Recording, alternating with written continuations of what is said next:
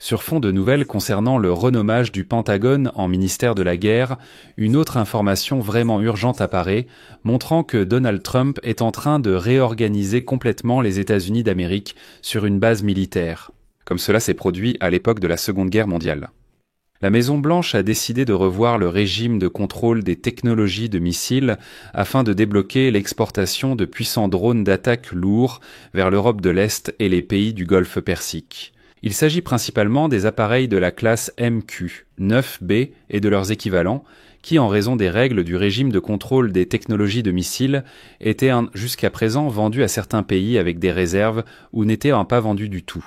Dans l'ensemble, les États-Unis ont gardé leurs drones lourds dans un certain secret pendant des années, et seule l'armée américaine les utilisait. Les États-Unis sont désormais prêts à élargir fortement la gamme d'armes qu'ils transfèrent à leurs partenaires et alliés. Étonnamment, cette nouvelle est restée inaperçue chez les russophones, alors qu'elle est très importante au vu des actualités récentes. Discutons-en ensemble. Je m'appelle Alexei Pecci. Aujourd'hui, nous sommes le 5 septembre. Nous allons tout aborder dans l'ordre, mais avant de commencer. Je tiens à souligner que sur cette chaîne YouTube, plusieurs reportages d'actualité et, ce qui est très important, des analyses de pensons sont publiées chaque jour afin que vous soyez au courant de toutes les nouvelles. C'est pourquoi je vous recommande de vous abonner à cette chaîne YouTube et de liker cette démission. Je vous invite aussi à vous abonner à ma chaîne Telegram Pecci News via le lien en description. Alors, pour bien comprendre toute l'importance de cette nouvelle, gardez en tête l'ancien carrefour de ce régime de contrôle des technologies de missiles. Tout ce qui relève de la catégorie 1, c'est-à-dire une portée de plus de 300 km et une charge utile de plus de 500 kg, n'est généralement pas destiné à l'exportation. C'était une règle d'or pour les États-Unis d'Amérique. Si quelque chose était transféré à des pays tiers, c'était avec des restrictions ou sous le contrôle total des Américains.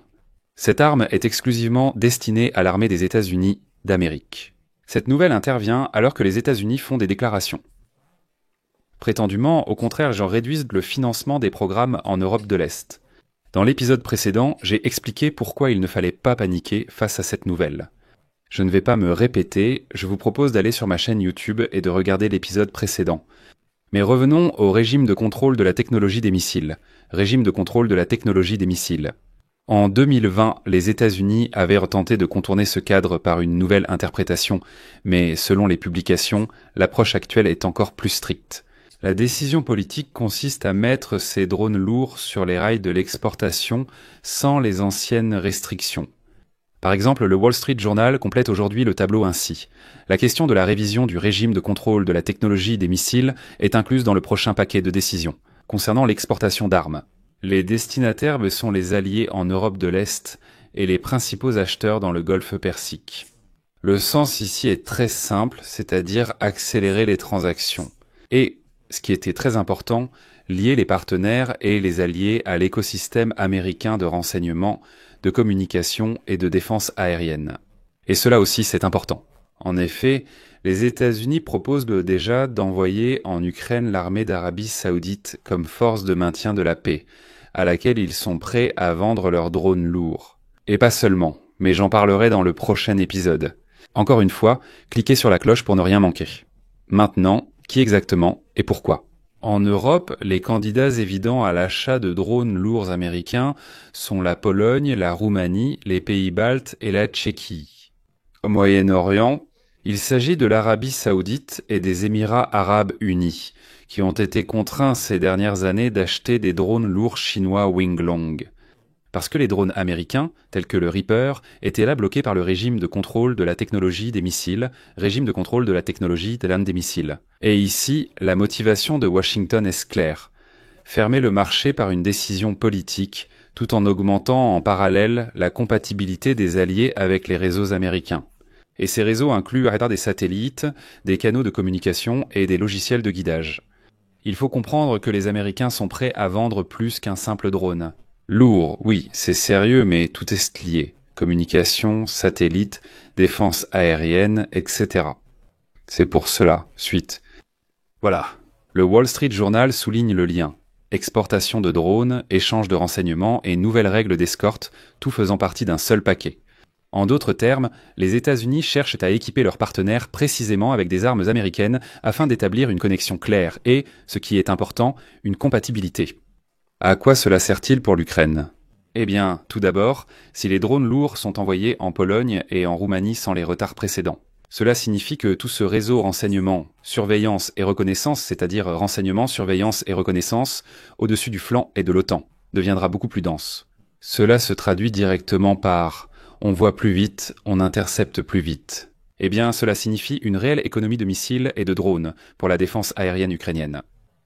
Deuxièmement, aussi étrange que cela puisse paraître, il y aura une fenêtre pour ce qu'on appelle les schémas gris. Et en Ukraine, cela aussi est avantageux. Je vais expliquer.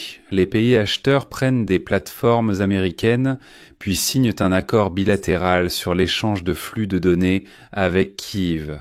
Et il n'est pas nécessaire d'imaginer quoi que ce soit ici. De nombreux programmes de radar et de renseignement radioterrestre ont fonctionné ainsi depuis au moins 2 ans. En termes simples, les partenaires en Europe utilisaient les technologies américaines pour le même renseignement et transmettaient ces données aux forces armées ukrainiennes. Troisièmement, cela concerne le renforcement de la structure aérienne de la future mission militaire européenne en Ukraine, discutée hier à Paris par Macron et Zelensky. Il s'agit de la formation des opérateurs et des techniciens, et tout cela peut être transféré sur le territoire ukrainien, si une partie de la flotte est basée à proximité et intégrée dans un même réseau.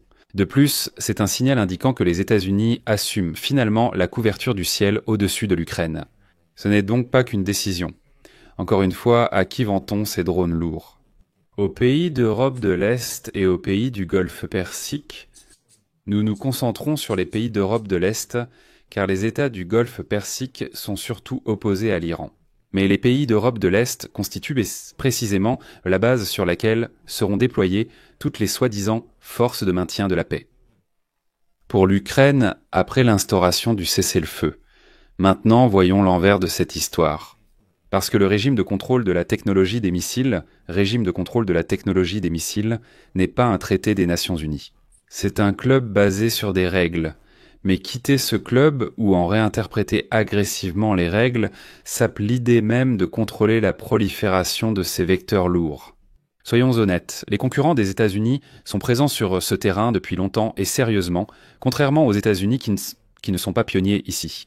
La Turquie avec ses drones Akonchi, la Chine avec les drones Winglung et CH-5, l'Iran reste dans la zone grise en fournissant ses Shahed à la Russie. La manœuvre de Washington entraînera très probablement des livraisons en miroir de la part de Pékin et d'Ankara vers des pays tiers. Le risque ici est bien réel, il faut le comprendre. Il faut aussi rappeler que la Chine structure, de manière structurelle, le passage au règlement en monnaie nationale et, parallèlement, renforce ses liens militaro-techniques avec un certain nombre de pays d'Asie et d'Afrique, en leur proposant ses armes, comme ils le disent, sans conditions politiques. La démocratie nous importe peu, dictature ou tyrannie, cela nous est égal. L'essentiel est d'étendre notre influence. C'est sur ce point que les Américains perdent. Et si les États-Unis lèvent leurs restrictions, la Chine augmentera ses offres pour ne pas perdre ce marché. Et il est important de noter que la décision de revoir le régime de contrôle des technologies de missiles intervient dans le contexte du rapprochement entre la Russie et la Chine, ainsi que des demandes des alliés des États-Unis concernant des drones lourds. La logique est assez claire. Si nous ne fournissons pas nos drones, ce sont les Chinois qui le feront. Mais la question se pose immédiatement. Les États-Unis sont-ils prêts à assumer les obligations liées aux services, à la formation et aux données, car vendre le matériel, ce n'est que la moitié du travail. Il faut l'intégrer au réseau, sinon ce n'est qu'un jouet coûteux. Qu'en dira Moscou ? Eh bien, publiquement, tout sera comme d'habitude. Militarisation de la région, menace pour la paix et blablabla. En réalité, cela signifie un renforcement des tentatives de brouillage et de substitution de la navigation, des attaques contre l'infrastructure terrestre des communications, des frappes sur les aérodromes de base et les points de maintenance des drones. C'est précisément pour cette raison que le débat européen sur la navigation de secours et la lutte contre les brouilleurs, dont on parle dans le contexte de l'incident avec l'avion d'Ursula von der Leyen, fait partie du tableau d'ensemble. Autrement dit, sans navigation fiable, n'importe quel drone devient un risque coûteux. En résumé, si Donald Trump parvient réellement à contourner ce régime de contrôle des technologies de missiles au profit des drones lourds, Cela marque une nouvelle ère pour l'exportation d'armements. Moins de freins administratifs, plus d'intégration en réseau. Pour l'Ukraine, c'est une chance d'obtenir une couverture aérienne renforcée de la part des alliés voisins et de bénéficier de leurs services, d'accélérer la formation et les réparations sur son propre territoire. Pour l'Europe, c'est une histoire forcée, mais mature. Acheter des drones ne suffit pas. Il faut aussi les intégrer à la défense anti-aérienne, à la guerre électronique, protéger la navigation et assurer le service. Et enfin, la révision du régime de contrôle des technologies de missiles. Ce n'est pas simplement un marché, c'est un moyen d'attacher l'Europe de l'Est et le Golfe Persique à l'écosystème militaire américain pour au moins une décennie de plus. La question est de savoir si Washington aura assez d'ingénieurs et de personnel pour tout ce réseau. Mais si Donald Trump rebaptise aussi le ministère de la Défense en ministère de la Guerre, cela semble suffire. Je m'arrête ici, j'espère avoir bien expliqué. Donnez votre avis et vos conclusions dans les commentaires sous cette vidéo. Abonnez-vous à la chaîne, activez la cloche et n'oubliez pas de mettre un like. C'est tout pour aujourd'hui. Prenez soin de vous. Au revoir à tous.